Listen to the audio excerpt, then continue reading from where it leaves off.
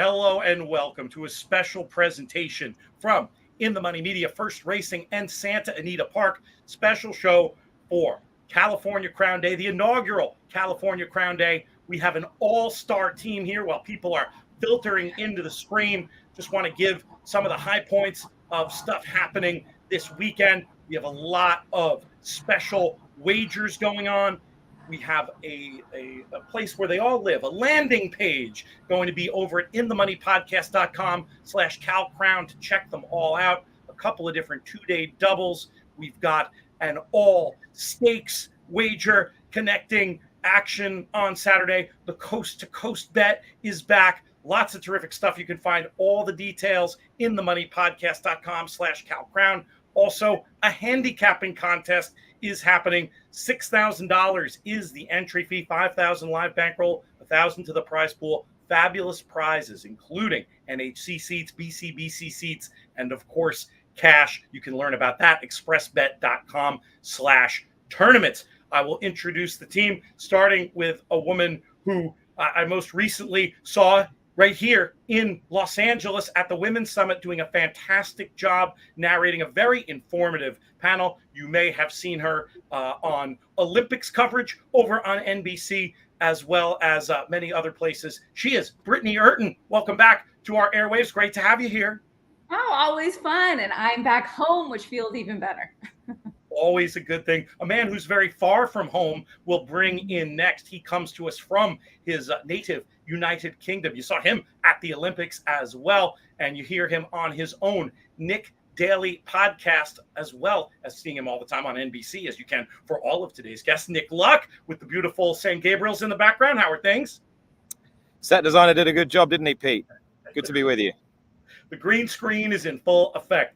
Not quite as scenic of a background, but always anticipated when they make their visits several times a year on the In the Money airwaves. Incredible team you see on the NBC horse racing coverage. Legendary horse player, and the man I'd want, if you gave me one jockey I saw in my time in the game with the money down, the one I'd pick to ride that horse who needs to win. The Hall of Famer, Jerry Bailey and Randy Moss. Good to see you guys. AKA Bert and Ernie. We've got into a little hot water here. Hopefully we'll be sprung from our cell in time for the race tomorrow. If you need a character witness, look for somebody else. Thank you. Let's get into these stakes races for the California Crown. 3 California Crown branded races. For those that don't know, this inaugural California Crown, these races have been around a long time, and they've got major Breeders' Cup implications in their history. The purses have been boosted. There's been an event built around them, and I'm very excited to see how it all plays out, starting with race number 7, 3:30 local time, 6:30 Crown. John Henry going a mile and a quarter on this Santa Anita, of course. And there's a horse I want to start talking about is one who I feel like there's a gap in his resume, and Gold Phoenix has won just about everything you can win in terms of California turf races. He hasn't won this race. He does have some excuses from the past couple of runnings. Is Gold Phoenix going for is Gold Phoenix's white whale of this race the main storyline here? What interests you the most about this John Henry turf? Speaking with us. Oh, you're on mute, my friend. You pulled the page from Jonathan Kinchin's book, and you got yourself stuck on mute. No, I have terrible service right now, so I had no idea if you were talking to me. You were every few words, but I heard gold and I heard Phoenix, so I'm just going to start. No, Gold Phoenix is such a cool horse, right? I mean, he showed his own in the Breeders' Cup Turf last year, finishing 4th. The whole team surrounding him, they call him Gold F Phoenix. I'm not going to put a word in there, but you'll see lots of those hats. But gosh, is he consistent and still doing it at his age, which I think is great. We know he loves the distance. That's not even a question mark. For me, you're not really going to get a great price on him. I'm kind of interested in a horse that's up and coming, but maybe I'll save that for the conversation later. But it's a rematch of the Del Mar handicap, is it not? But now we're just coming down the hill. Yeah, it'll be very interesting to see how it plays out. I'll come back to you. We'll hold your feet to the fire before too long, but let's send it to Jerry Bailey and ask him who his idea of the winner is and what storylines you're looking forward to seeing play out in this John Henry Turf.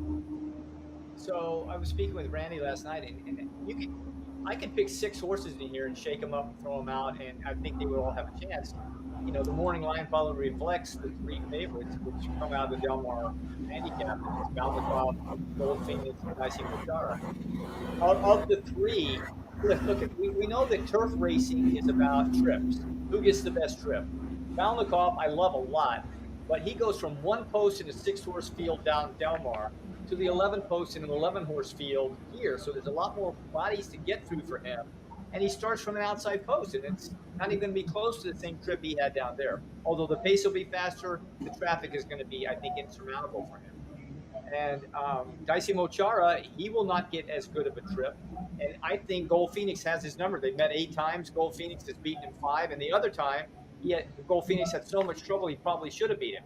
So I'm going to go with Gold Phoenix because he probably gets the best trip because he can make his own luck. He's more dimensional than the other 2 horses, and I give him a slight advantage because of that.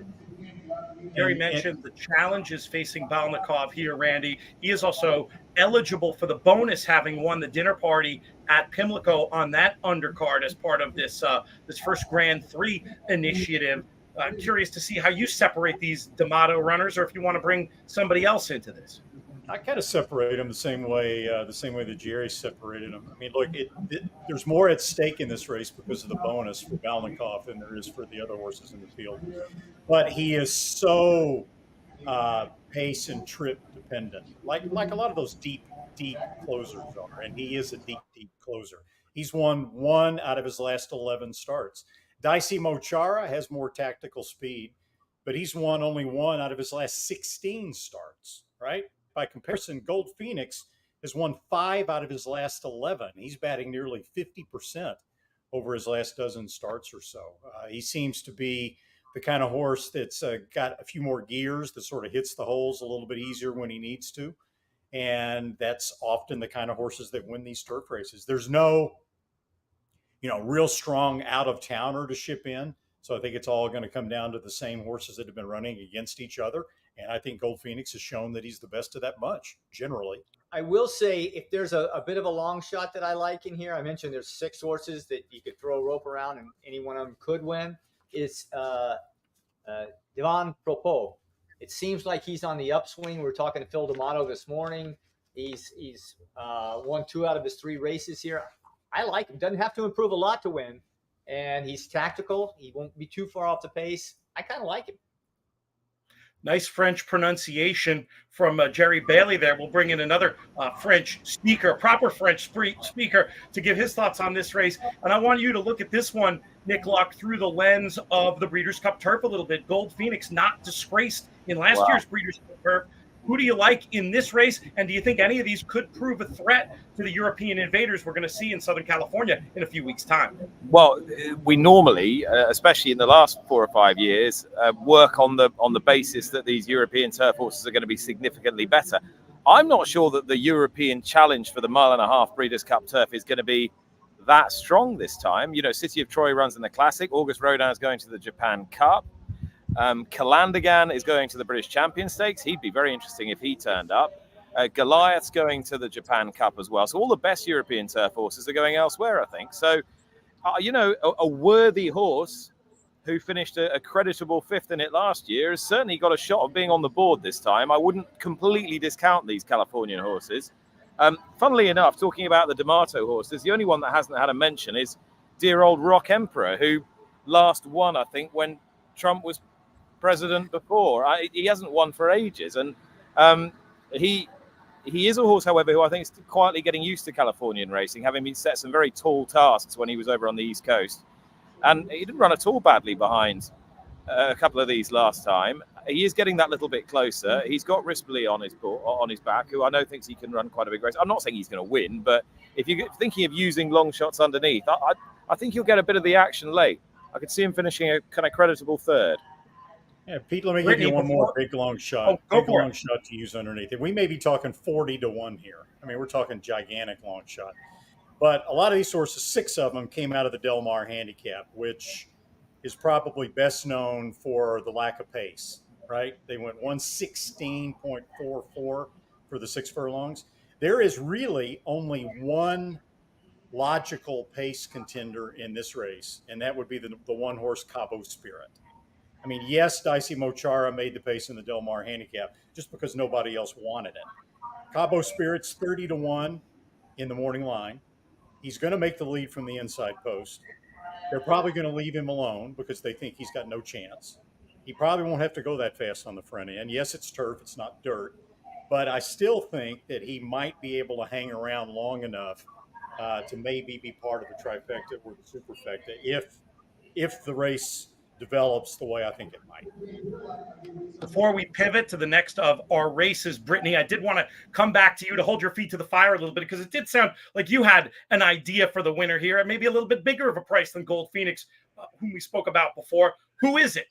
Oh yeah, it's not a 30-1 shot though. It's definitely not Cabo Spirit that I went with. I like the 3. You were talking about the other D'Amato there. I just think that this horse is on an improve, gets the opportunity to stretch. Well, I don't want to say stretch back out coming from a mile and 3/8, but we obviously know that this horse loves the distance.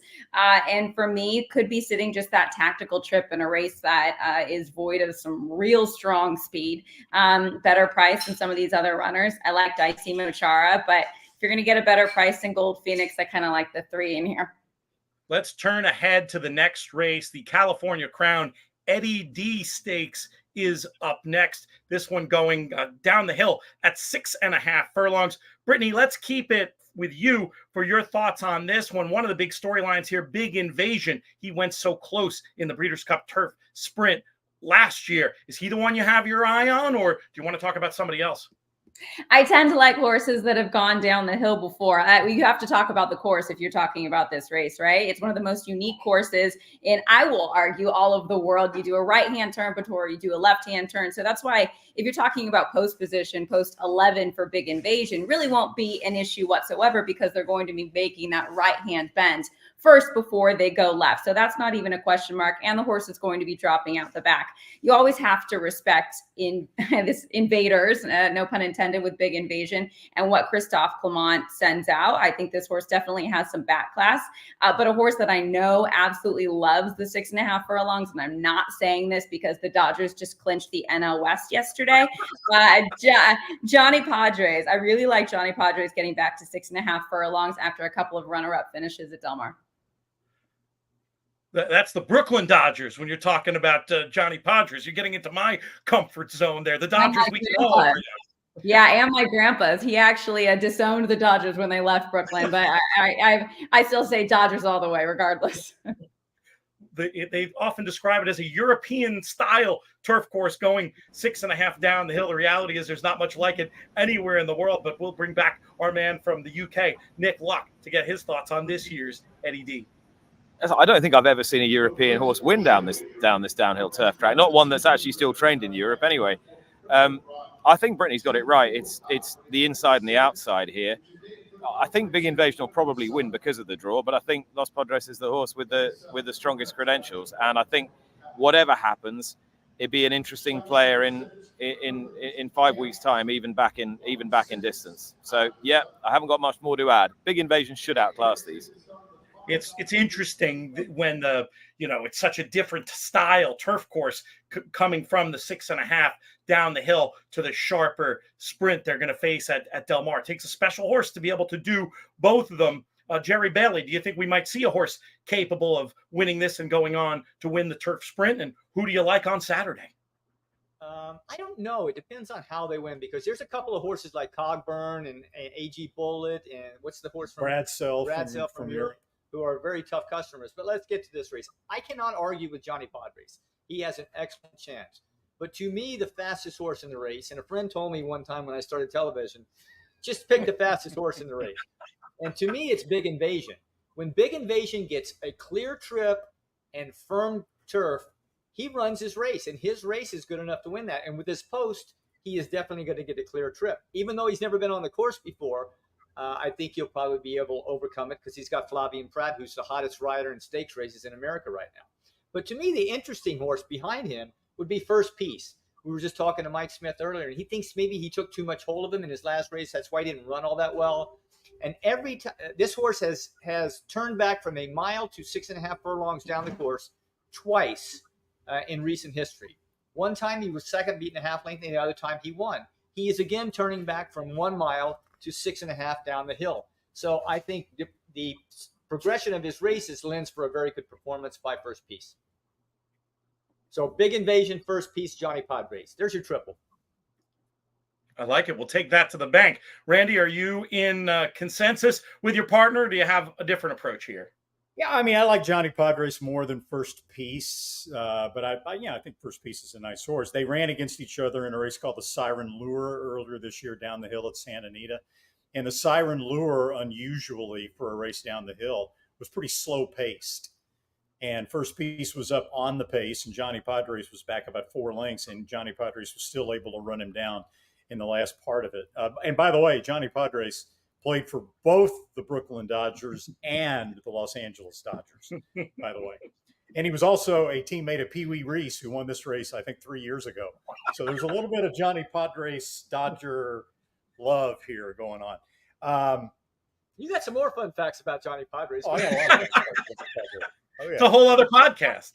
I'm not as much of a Dodgers fan as Britney is, but it's the guy that threw a shutout against the New York Yankees in Game 7 of the 1955 World Series. That's huge, huge, why I always right? think of him as a Brooklyn Dodger. That and all the Stratomatic I played with those mid-50s Brooklyn Dodgers. But now we're really down a rabbit hole.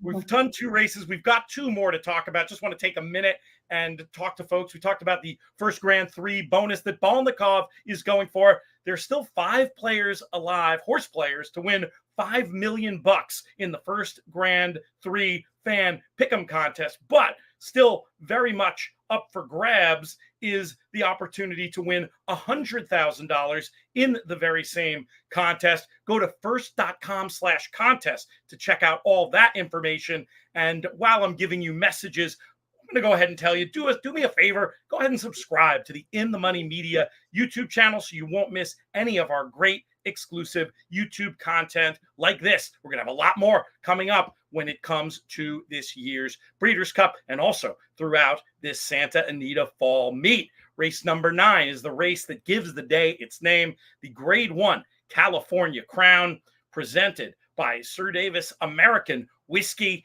And we'll keep it with Randy for his thoughts on this one. Has a little bit of a Baffert team scrimmage look. Is it going to be one of those? If so, which one?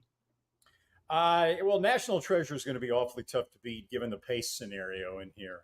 There's no real, there's nobody in the race on paper that can really go with National Treasure early.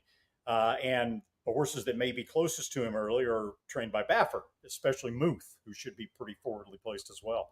And, we've seen National Treasure. I think you can draw a line through his off-track races, which means his last race in the Whitney, which was a pretty muddy track. Clearly, he is not the same horse on an off-track as he is on a fast track. And his most recent races, everywhere from Saratoga, where he set record fractions for the 1 mile Wilson course at Saratoga when he won the Met Mile.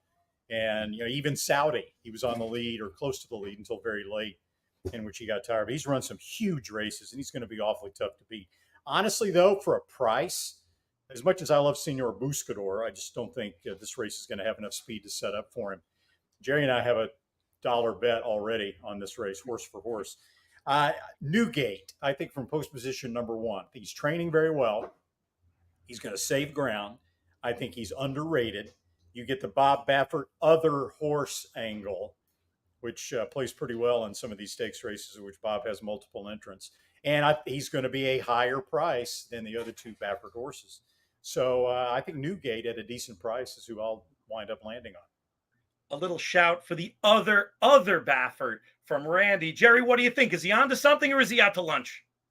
Well, I like Subsanador better than I do Newgate, even though I'll agree with Randy on the points about Muth and National Treasure. National Treasure, I thought, ran a race of a lifetime in the Pegasus when he won that in January. He was hooked so hard by Hoist the Gold early in the race. They went head and head around the first turn, and Flavien Prat just eased National Treasure back off a little bit in the backside. I thought he had no chance at all turning for home, and he went on and won. So if he's anywhere close to the National Treasure back at the Pegasus in January, he's the clear winner. Muth, I'm just not sure he's fast enough. He will need to improve off the win in the Shared Belief in order to win. But the horse I believe is on his game and training right now and racing in great form is Subsanador. The win at Monmouth, the way he won, settling just off the pace, brilliant turn move. We just talked to Mike Smith, as I said earlier, about this, and he seems to know the horse pretty well. That kind of move should be able to win this race, depending on when he wanted to use it. I believe, unlike a friend of mine, that he had a lot of energy left through the stretch. He was pricking his ears. I think he was idling once he made the lead. So I think there was more left that day. And if there was, then he's going to be a tough customer for National Treasure to hold off. He's handicapping the ears, Pete. That's right. You've got to handicap the entire horse, Pete. Somebody better tell Randy. It takes the entire horse. Yeah. Il Miracolo's ears were doing this too, coming down the stretch, but he doesn't think Il Miracolo could win. Hey, Randy, I've got a question for you. Randy, what's more important? What's more important to a horse's performance in a Grade 1 horse race? A, the ears, or B, the jockey? Ooh. Well, because Randy believes jockeys at this level don't matter. They're all good. I would say the jockey would matter more than the ears, though, in this particular situation. Nick, you seem eager to get in the mix here. Who's your idea of the winner of the California Crown? No, I just wanted to be facetious for a few minutes. Who's my idea of the winner of the California? I do think I would give Senor Buscador a bit more respect, I think. Can I quite envisage him winning? No. I can see him running a hell of a race, though, particularly as he's been sharpened up over a completely inadequate 7 furlongs to get him ready for this. He actually ran quite well in it last year when he hadn't achieved what he's achieved now. And I just don't know how many horses there are in training that could have done what he did in that trio of races in the Pegasus, which, let's face it, he shouldn't really have had any business getting as close as he did in that. Then the Saudi Cup, which was tailor-made for him, 1 turn 9 furlongs on a deep surface, and then Dubai. I thought he excelled himself. So I actually think just on raw ability alone, he deserves a bit more respect than the market is likely to give him. And interestingly, I was talking to Richard Mandela this morning about Subsanador. Went over to his barn to see the horse, and he said that the reason that he thinks he elicited so much improvement out of him from his first run for him to Monmouth Park was because he figured out how to train him. And he said that he felt that he was a horse who didn't need very much work and really just needed to be kept super fresh and enthusiastic. And he feels he's got him in a good place. Good intel there. Certainly interesting. I missed it. Did Mandela say anything about his ears? He said he's got some of the most beautiful ears that he's ever seen on a horse. He in fact compared him to the great South American ears of Sandpit and Siphon and all the wonderful horses that he trained back in the 90s. And of course, there was a link to this California Crown event, and it's celebrity, glitzy, glamorous, coat of paint over this day, because the first one of Mandela's 4 wins in this race came for the great Burt Bacharach, of course, back in whenever it was, mid-90s. Soul of the Matter. Soul of the Matter. Oh yeah, we know that horse. We remember him. Great. That'll make air tomorrow. That fun fact. I love it. Some good stuff there, Nick. Yeah. Brittany, let's bring you back in. Curious to get your take on this California Crown. I've got nothing to add. They know exactly what they're talking about.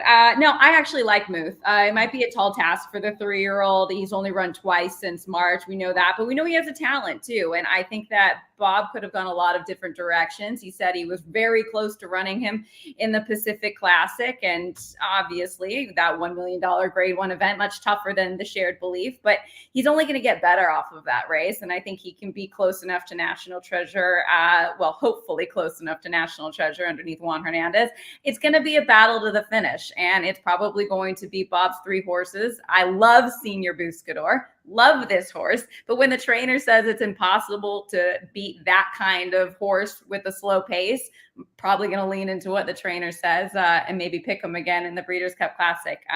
But for me, I'm kind of leaning Muth.